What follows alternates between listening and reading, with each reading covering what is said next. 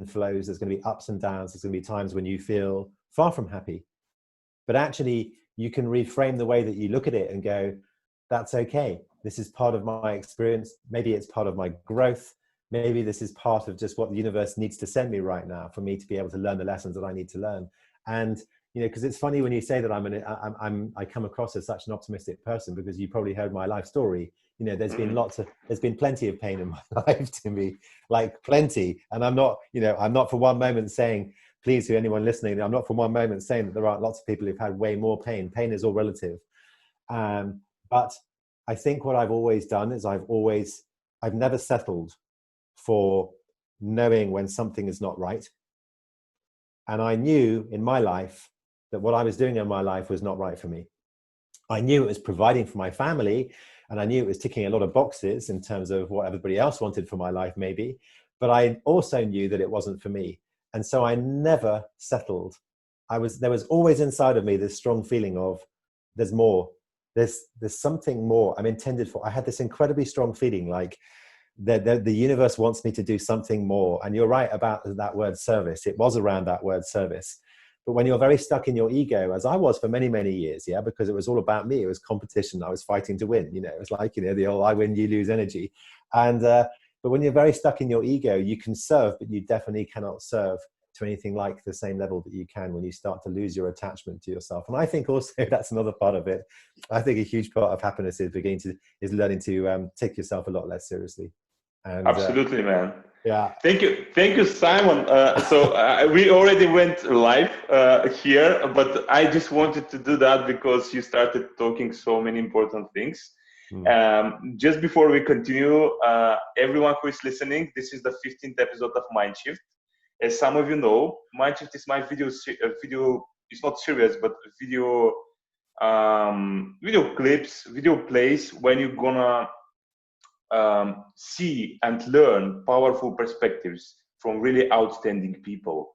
That's my goal here, guys. I want to hear these outstanding people sharing their wisdom with you, so that they're gonna help you to live your life with more love, with more prosperity, and with more determination.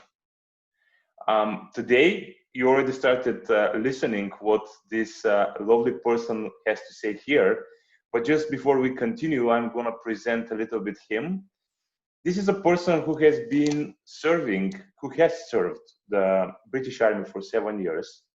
He's a person who tried to live a conventional life, but he almost killed himself in this way. And by the power of transformation, he reached the point when now he helps wealthy families to transition their wealth from one generation to the next.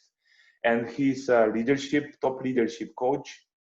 But the most important is that he has really transformed the life of royalties, of top performance, and high performing executives by helping them to be the person they're born to be. I'm so delighted to welcome Simon Hodges here. Welcome, man. Thanks. Welcome to my small series. What a heartfelt introduction, which I expect nothing less from you. Tell me more. Do you have something else you want to share more than this introduction? Do you want to introduce with something else? Well, there's a couple of things. I don't want people to think of me as just working with just the top performing people in the world. I do work with a lot of top performing people in the world. But I also work with a lot of people who are younger, who are setting out on their careers, who maybe are going through big transitions in their careers, maybe women who are not necessarily at work right now, but who were previously kind of high performing.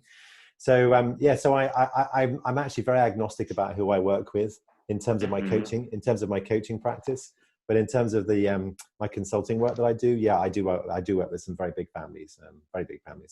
But and I think you touched on an interesting point about kind of my life, that I lived this kind of conventional life, and I really did for many, many years. I mean, you could look at my CV, and I do sometimes laugh when I talk to people, when I do speeches and stuff, and I kind of put my CV up there, and I just let it hang in the room. because it's like British Army, Coldstream Guards, whatever, Sandhurst, obviously, Chartered Accountant, Ernst & Young, Swire Group out in Hong Kong and Papua New Guinea, Rawlinson Hunter, trustee for, partner owner of a trust business for nearly 10 years. And then obviously something changed, and I then went off and set up a new business, and I set up a family office, and I then ran a big family office, and then I became a life coach and then a consultant. So when I put all of this up on the screen, I often let it hang there. And I say to people, so what comes up for you when I show you this on the screen? And I usually get like two different answers. One I get, which is, wow, you've lived a really full life and you've had such a varied career and you're doing so great. And then I also get other people who show up and say, you clearly didn't know what you wanted to do in your life and you've had lots of struggles, but maybe now you're finding your life's purpose. And it's really the latter kind of, I guess, that is kind of more of kind of where I am today. But, it's been really hard, and it's been really hard, but I guess reassuringly to your listeners, I look back on my career I'm 50 now. So I look back on, I was in work by 20, so 30 years of my career now. And being really honest, yeah, I ticked a lot of boxes, and I was very happy in the British Army. I had a great time, but it's not a married man's sport when you have kids. If you want to be, you're either going to be a long-term career soldier forever, or you're going to have to make a transition. So I took a transition, but I then spent the next 20 odd years of my career really doing things that I didn't really enjoy. And, it's life has a funny way of bringing you back onto track. And for me, it really, really did. And I use the metaphor often of feather brick truck. Yeah. Which is like, Great. Whatever lessons you need to learn in life, the universe will send you the lessons, and they'll be in the form of people, or they'll be in the form of, just events that happen in your life, but it's usually people oriented. And for me, I knew when I started my chartered accountancy, this was probably the worst thing that I could ever be doing in terms of my skill sets. It just doesn't speak to me. But I also knew it could provide for my family and give me a freedom ticket. So I kind of prevailed through it. But I got very ill twice when I was studying because it was relentless hours and it was just so not me. So I ended up in intensive care twice. And those were my bricks. And I got 2 bricks pretty early on. And I ignored the bricks for then another 10 years when I then prevailed through and went to SWARs and I was in Rawlinson Hunter. I was really successful. I was doing really, really well, making tons of money, doing really, really well from the outside looking in. But as I said before, when I was speaking to somebody the other day, I was on the outside, so everyone would be looking at it. And this is the Insta world we live in today, Jimmy. Yeah. Everyone would be looking at my life and going, shit, he has everything, just like my website, like, oh, this guy had everything. But the difference is between what you see in my website now and what you would have seen before was that it was a veneer before, because I had everything. And don't get me wrong, I had a happy marriage and I had lovely kids, but I was emotionally bereft. So I didn't feel free. And freedom's like one of my top values. I did not feel free. I felt caged. I felt trapped. And mentally, I was in a bit of a downward spiral. And that's when I got my truck in 2008. And it just kind of literally, it flattened me. So I was out of action for nearly 6 months to a year. Yeah, it took me it took me nearly a year to get back on my feet and to really get my act together again. Yeah. Just as so many things, and when I hear the story, it really, the first thing which is coming in my mind is the first word is intense. I guess you had a very intense life. You were very high achieving oriented person. You were achieving everything, but you were not finding, as I understand, the fulfillment from this life in a way, right? So we talk about transformation here. That's the topic we decide, and not only decide, but this is what I see as superpower in you, that this transformation is something you really not only do it in your life, but also help other people to do it in their life. Mm-hmm. Tell me, was it the power of transformation which it helped you to go out from this hole you were after you were hit by the so-called truck in your life? Yes. So well, to answer that question, transformation comes in all different shapes and sizes for all different kinds of people. But for me, transformation could be put really, really simply for me, which is that we all, over a period of our lives, are conditioned. Yeah, we're conditioned in our childhood, conditioned at school, in our education system, at work and everything else. So we learn to become versions of ourselves, okay? And so we take on beliefs about ourselves and about the world through our experiences, but we learn to take on different versions of ourselves. And what I always say with my clients, and I say this unapologetically every time I talk to them, I don't care whether they're a billionaire or a CEO of a FTSE company or whatever. I say, look, if you're going to come and work with me, I'm not going to work on just one aspect of your life, because everything is connected. Everything is like an injury. It's like you can have a knee injury, but your knee injury will be connected to something else mechanically, biomechanically. It's going on somewhere else in your body. And it's the same in our lives. It's like whatever is not firing really well for you in one part of your life, I can guarantee you it's showing up in other parts of your life. And what I always say to my clients is, I know I've done my job, and I know that you're going to get everything that you want in terms of, if you think about your wheel of life, like career, finances, spirituality, your relationships, your health and wellness, and all of those things. I know you're going to have and tick all of those boxes with a high scores when you become unapologetically you.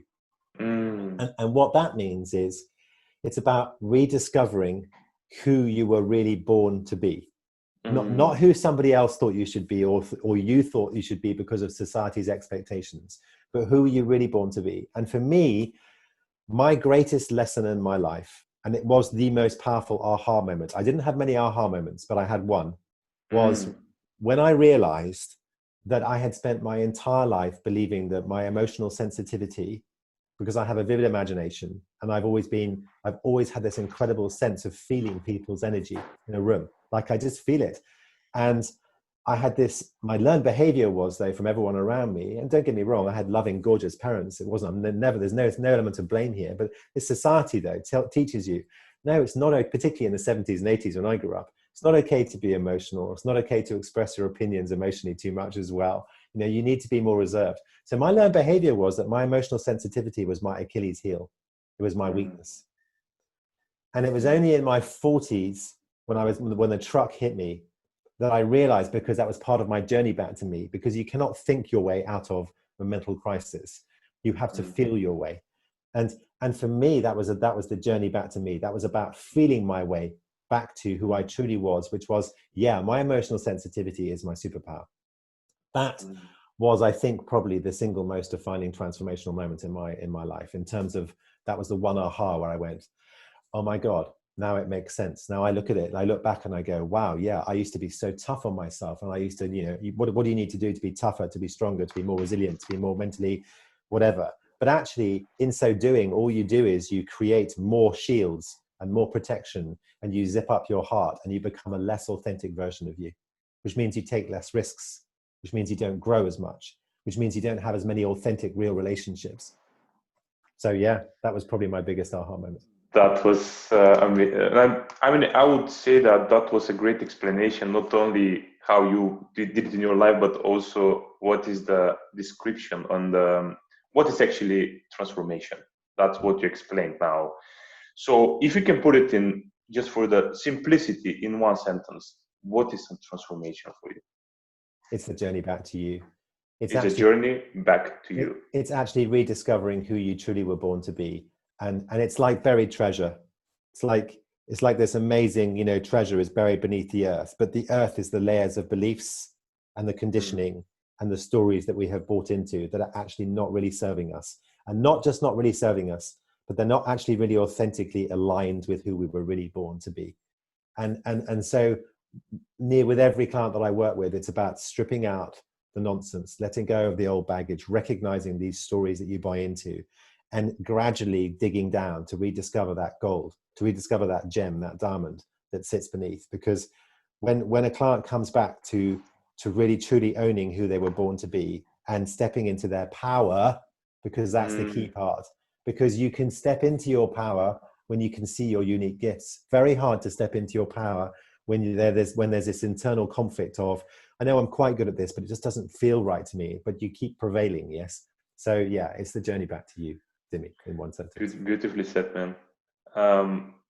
What was the reason we decided to bury or to put this authentic self down? What was the reason for that? So that really comes back to our upbringing and our childhood, because fundamentally, as human beings, if you think of it, I like to think of kind of our lives like a tree.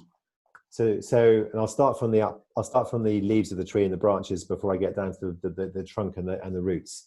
But the leaves and the tree and the branches are all the internal chatter that we have in our minds, yes? And when I say this internal chatter, because if you think about it, anybody who's listening right now, it's like, how many thoughts do we have a day? Thousands, tens of thousands.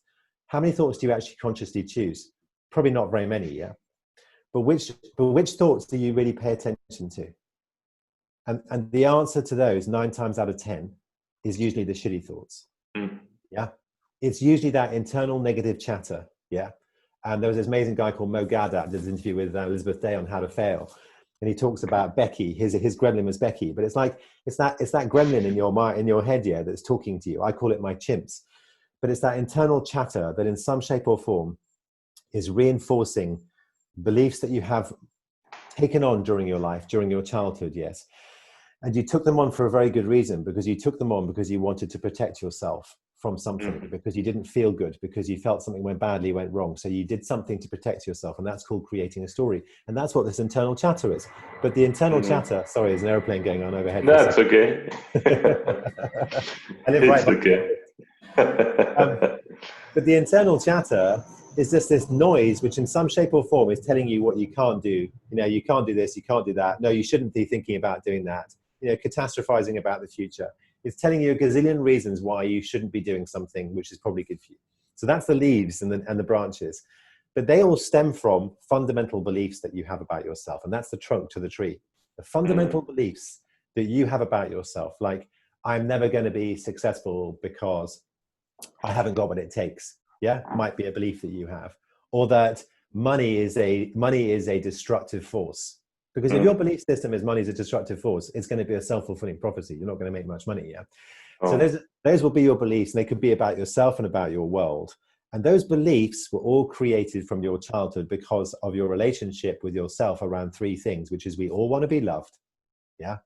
We all want to be enough, and we all want to be worthy. And as children, as unconscious children, we don't know better that we have a choice in terms of how we interpret things. Yes. What we know as kids is, I'm just experiencing something that I don't feel good about, because children are really so present. They're like, I don't feel good.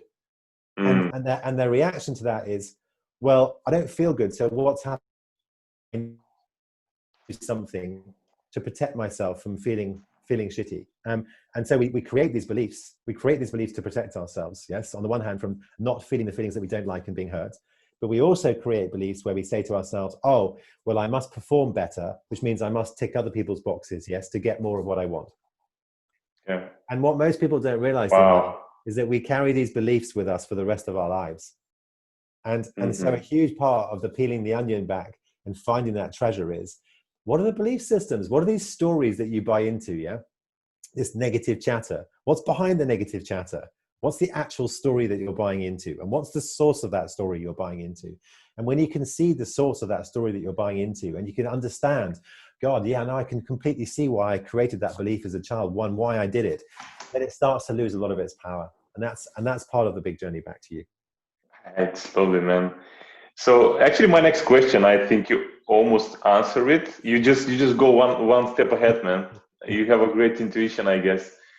But my question is there some catalyst, you can say one catalyst, which helps you in this journey of transformation? So you've spoken about this thing about that the transformation part in life is that you need to find these beliefs. Yeah. Is this the catalyst, the main catalyst, or is something else? No. So the catalyst for change, like I shared my life, I shared the reason, I shared part of my life for a reason. The catalyst for change for most people is pain. Okay. So for most people, because it's all about awareness, because the real catalyst for change is awareness and then choice. Yeah. So what makes us aware? Why do we suddenly become aware that maybe we don't like what's going on in our life? Because something bad happens in our life. Yeah. Something sufficiently painful happens in our life to create that interrupt to our daily patterns, and to go, I don't like this. Wow, something's going on here and I don't like it. So, for most of us human beings, we're wired to survive rather than thrive. That's our default, yes. And recognizing that is a really key part of life, because it's okay. That's just how we are wired as human beings, because it protects us. But what it does, though, means that we're quite often, though, focused on stuff that we don't want showing up in our lives. Yeah. So I lost my train of thought for a second. Remind me the question just so I can answer it properly. It's the question is, what is the catalyst for transformation? Yeah. So what is the main one? So it's the biggest thing for human beings is that we will move away from pain far faster than we will move towards pleasure. And for the majority of us, it's going to be some form of pain that is going to make us wake up, which is another word for saying you're going to have awareness. Yes. Your awareness is going to go from here, from living a little bit unconsciously because life's just okay, to suddenly up here where you're going to go, shit, that wasn't good. What's actually really going on here? And that's when you start to ask better questions. Yeah. And for me, that's when I started to ask a lot of questions, and I sought a lot of help, because usually, unfortunately, the worst person to ask the questions is yourself, because you're in it. Yeah. It's like you're in the trees. You can't see it. Yeah. But that's why you need some powerful people outside. And that's why a coach is a great thing if you have a really good coach, because they can objectively shine a light on what is really going on for you so you can see things more clearly. And I went on that journey where I was heightened aware of how life was not going the way I wanted it to be. So I had no choice. It was like it was a must. I was at my leverage point. Yeah. But I really hope for most of the people who are listening, though, they don't have to have that much pain to get to that leverage point, where they can actually start to ask better questions right now and say, how much do I actually like what's really going on for me? But everything starts with awareness. And then everything then starts with asking a better question and becoming curious. Yes. You cannot go on a path of transformation if you're not curious. You cannot go on a path of transformation also if you're not prepared to be vulnerable and open. Yeah. Because unless you're prepared to go all in and take the risk, this might even be painful, you are not going to, by definition, experience the transformational change you want to experience. So you've got to go all in. And it is messy and it is painful sometimes, but the rewards are sky high, because that's when you get to really discover the gem beneath, and you get to really reconnect. And it is really about reconnection. It's about genuinely reconnecting with who you were born to be. And once you connect with who you were born to be, you then come to a place where you just feel in alignment with yourself. You feel safe in your own body. You feel safer with people around you. You're no longer so triggered by that fear response, that kind of chimp brain of ours. And so it's awareness, though. That's where it starts. It's a beautiful, man. So you have the awareness, you have the pain. So what you suggest is that, and I totally agree with you, that the only way to really go to the place of flow is to go through pain, right? So you want to identify the pain, and then you go through it in order to really see the light. And the reality is that you share that the pain can come by this feather, brick, or the truck, or it can come by starting digging deeper with a coach, psychologist, or whoever professional you can find. Or you can do it yourself, I guess, too. You have a lot of information out there. You can do it. Of course, I believe totally that you can speed up the process with the coach, considerably. But yeah, because some people say, yeah, but I don't have this wake-up call. I don't have the motivation. But you can find it by really start looking for it, right? I know that something is off in my life. I want to find out what is this thing, right? Yeah, absolutely. Yeah. But I also think, though, I think, pain is going to happen in all of our lives. As I said, suffering is an option which you choose. But it doesn't mean, but I don't mean that you have to experience lots of pain to go on a transformational journey necessarily. Yes, because you can be wiser. I mean, I went through my path. I can't change the past. It's like my path was my path. If I had lived my life again, would I do it differently? Yeah, for sure. I'd be hacking life like as much as I possibly could. Yeah, and experiencing a lot less pain. So why would you want to experience that pain? And I think it is very possible. It is absolutely possible to be motivated by the desire just to grow as a person. Yes, rather than to move away from something that's painful. But I'm just saying that the reality is that for human beings, most of us, because we are wired to survive, and because pain is a part of our life, we bump up against it all the time. For most of us, it takes hitting a leverage point for you to actually commit to making a change, to making it a must. And if you can make change a must without experiencing pain, fabulous. That's amazing. And if you can find a compelling future that is so unbelievably like, this is what I want, like this is exciting, I'm so motivated, I'm so pumped, I'm going to get out and do things, that's amazing, that's great. I choose that every single time, rather than having to come up against pain. But what I will say though is that we all need to let go of the baggage that we are carrying to a lesser or greater degree. Because to a lesser or greater degree, we're all carrying backpacks with heavy weights in them, which we don't need to necessarily be carrying, which are part of our belief systems. So doing that work of redefining and experiencing kind of, what are my beliefs? Where do they come from? Oh, shining a light on them and seeing them from what they really are. It doesn't have to be a painful experience. Actually, it can be an incredibly cathartic experience, because in just a very simple form of energy. Einstein talks always about energy. Energy needs to move.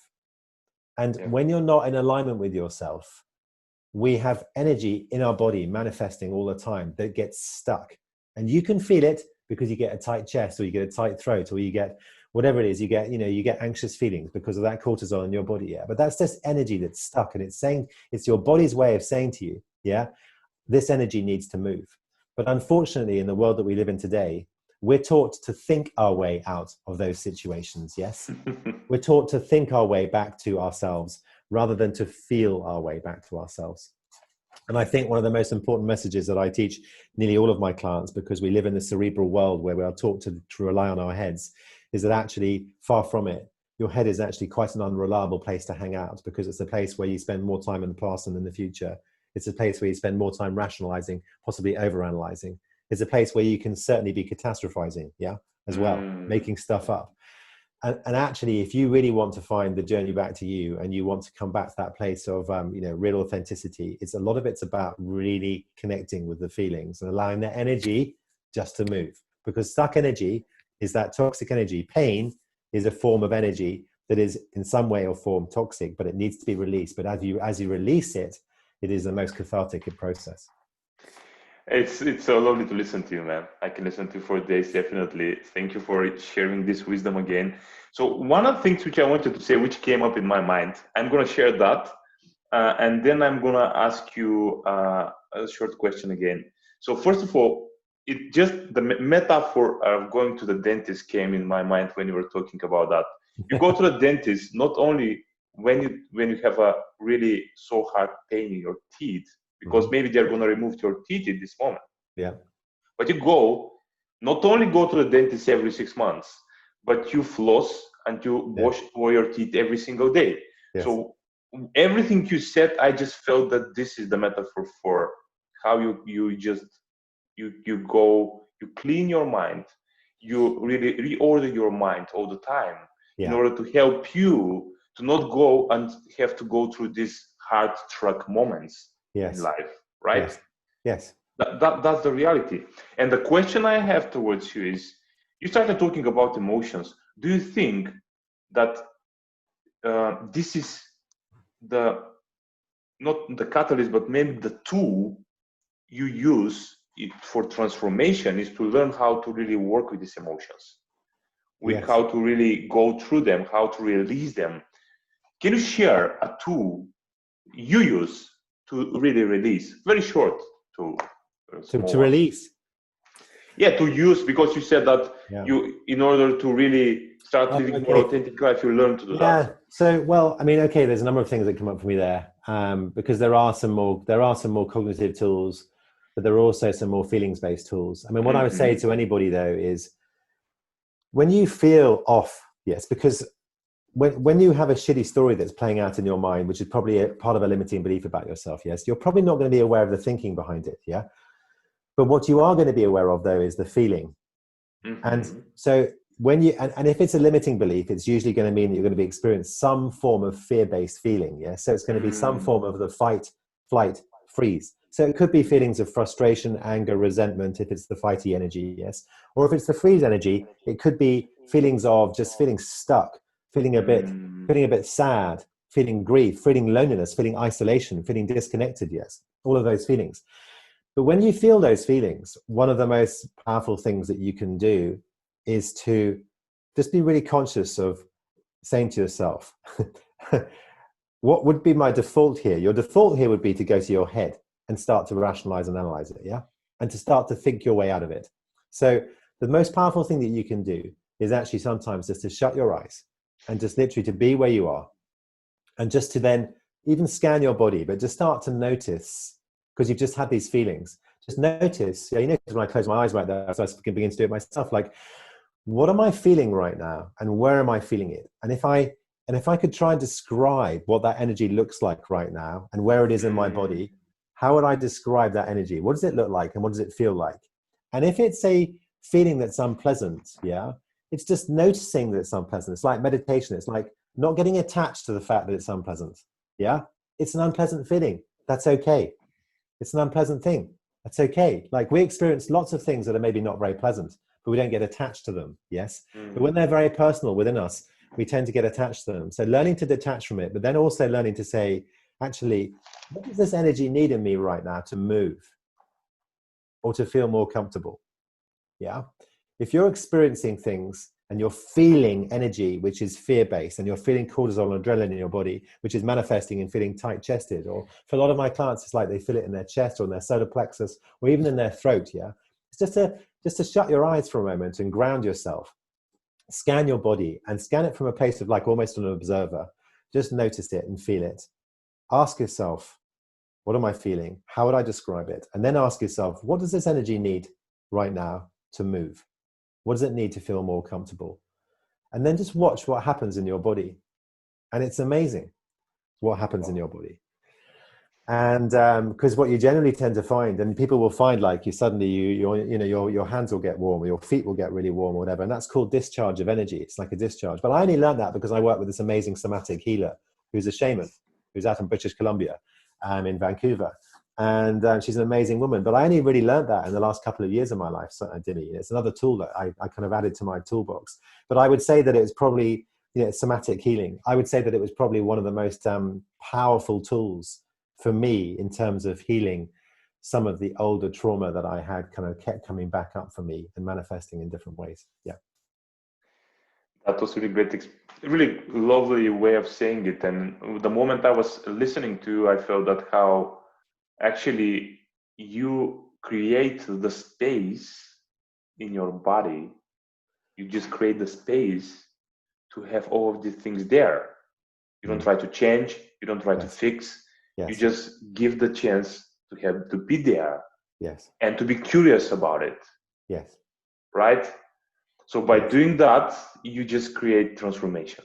Yes. And I think I use a metaphor, and I don't know, your listeners, this may resonate for some more than others. But for those of you who experience panic attacks are a really scary thing. Like, you think you're going to die. And actually you feel like you're going to die. It is that alarming. It's that alarming. You feel like you're going to die. But the reason panic attacks happen is because what happens is you feel this unsafe feeling in your body, yes? And what happens is our default reaction is to fight it, yeah? Because we're wired to survive or to run away from it. So what we do is we either fight it or we run away from it. But either way, what we're doing is we're either resisting or we're running away, yeah? Whatever you resist comes back harder, and whatever you run away from also chases you, yeah? So, and the way we resist it and fight it is we get out of our bodies, and exactly what you were just saying, and give ourselves space. And what we do is we get in our heads and we start to fight it and we start to analyze it. And then we end up getting caught up in patterns of thinking about, unfortunately, catastrophizing it.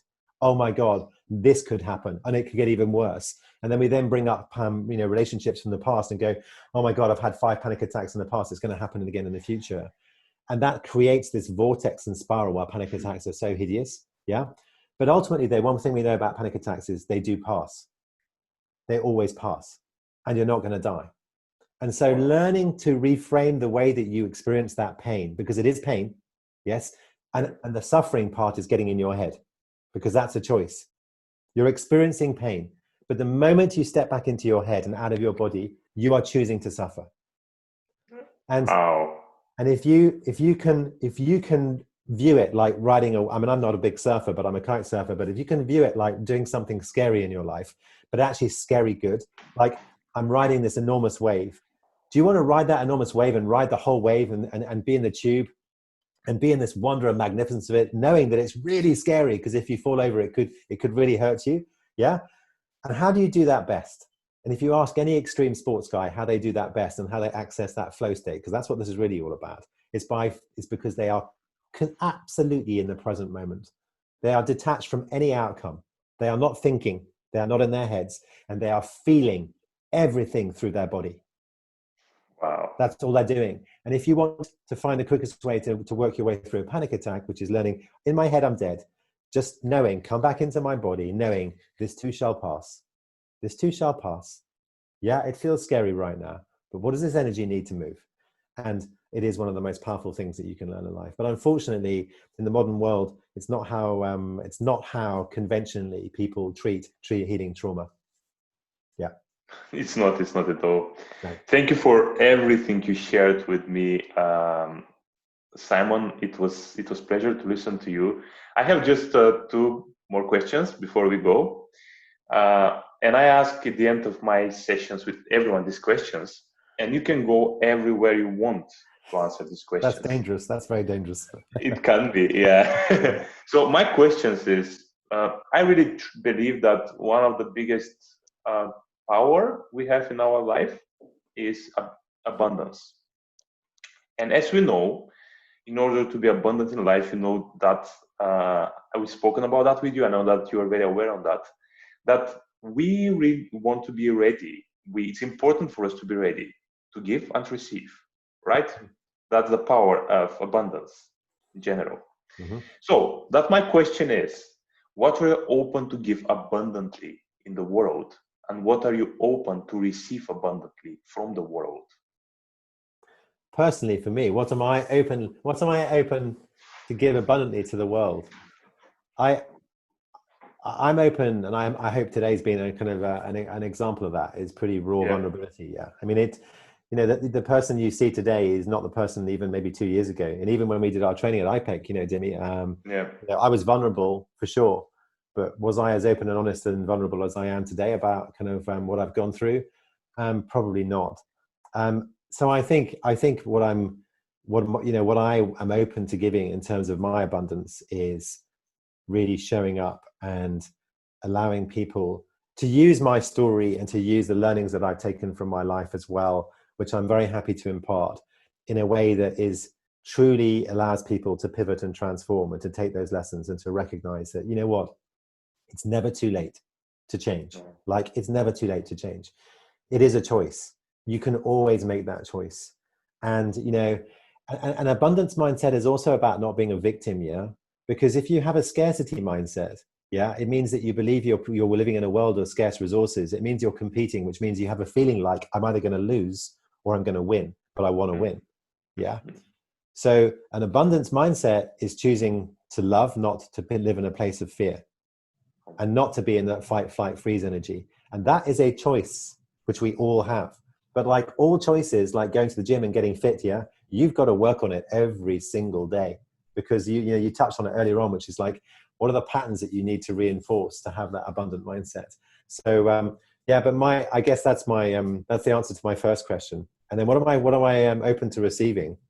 Wow, that's a good question. I guess as a reformed pleaser and fixer, I have only latterly become much more open to receiving rather than just giving. But what I've learned is that to truly serve to the best of your ability and to do really transformational work, you have to also receive. That it is like an energetic circuit. Yeah, it cannot be just one way. It has to be constantly, circular and refueling you.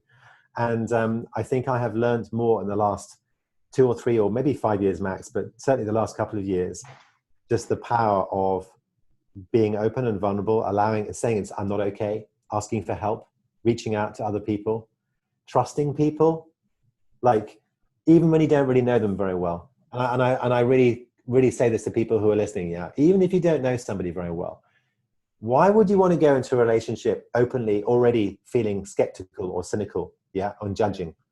Why wouldn't you want to go all into a relationship on the ability of, I want to see the best in this person. I know there's a gem there, and I'm going to be open-hearted, and I'm going to be vulnerable. And that means taking a risk, because yes, you can get hurt when you're open and vulnerable. But would you rather live a life of real fulfillment and joy where you might have some pain as well, but actually you're constantly on a path of growth and you're moving forward? Or would you rather live, as I call it, in the transit lounge, where it's a bit like you've been medicated and anesthetized? That's what antidepressants do.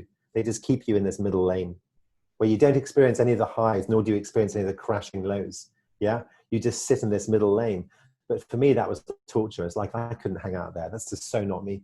So, but I think, yeah, my greatest lesson that I've learned in terms of what I'm most open for right now is genuinely putting my hand up more now and saying, do you know what? I'm not okay right now. I need help. Or actually just even like we're doing now, like collaborating and saying, hey, I just want to hang out and work with people. You know, Tony Robbins says you are the average of the 5 people you spend the most time with. It's like, you know, choose your friends and choose the people you hang out with at work and everywhere wisely. Yeah. Hang out with people who fuel you, who champion you, but also people who hold you accountable, who make you grow. Yeah. Who are on a like-minded journey. They don't have to be on the same journey, but just in terms of their values and in terms of their mindset and their heart set. Like I massively believe in giving out, but I'm also a massive believer in, because it's so important. You cannot serve to the best of your ability in any shape or form, whether it's a husband, a wife, a brother, a sister, a boss, whatever it is that you're doing, if you don't also look after yourself, because that is the foundation to your building. And so many of us, our learned behavior is to be pleasers and fixers, and we give. And what happens when you give is that you have these highs of feeling like, oh, wow, it's amazing. And then you crash because you've given too much, and people will take advantage of you when you give too much. Definitely true. So learning to let go of that and learning to put yourself first and learning to be open to receive back that love, but without any attachment to it. It's like, I'm not expecting it. It's like, I'm not going looking for it. You know, like I absolutely need it. Like I'm needy for it all the time. But I know that it's important for me to receive, but I also know that it's important for me to say, hey, sometimes I'm not okay. It's like, yeah, I need some help right now. That's so lovely, man. I really wish you to have opportunity to give what you want to give and to receive everything you want to receive, because you deserve it, because you're a person who are really, as I said at the beginning of the interview, serve the world. And when you serve the world serves you. That's the reality. That's the truth. That's a law, universal law, and you definitely work with it. I see that. So just before we go, tell me, where do people can find you? Where? Oh, okay. So I have a website, which is simonhodges.com. So www.simonhodges.com, which actually is my brand new website. It's just gone live. So I'm very excited about it because I'm setting up my online academy for the first time. So rather than just coaching people one-to-one, I'm also going to be coaching groups from this October onwards. 4 groups in a total over the year, maximum of 15 people each. So there's simonhodges.com, my website. I'm on LinkedIn. I'm also just started Simon Hodges coaching on Instagram, which I haven't yet started posting to, but is about to. If you are interested in the work that I do with my families, it's hodges.je, which is my consulting website, which is the work I do with these wealthy families. Thank you, man. You're going to have all these links will be below the interview, so people can find you with everything they want to give or receive. So I just wanted to tell you guys that you are going to have the chance to contact Simon with everything. You're going to have these links. If you want coaching, if you want to be part of his group, you have time now to sign up. You have the time, because I'm telling you, it's my word. I've been studying with him. I've seen his power as a coach. So just go for it and be part of his tribe. Thank you, Simon, for your time here. Really, a lot of wisdom, a lot of insights.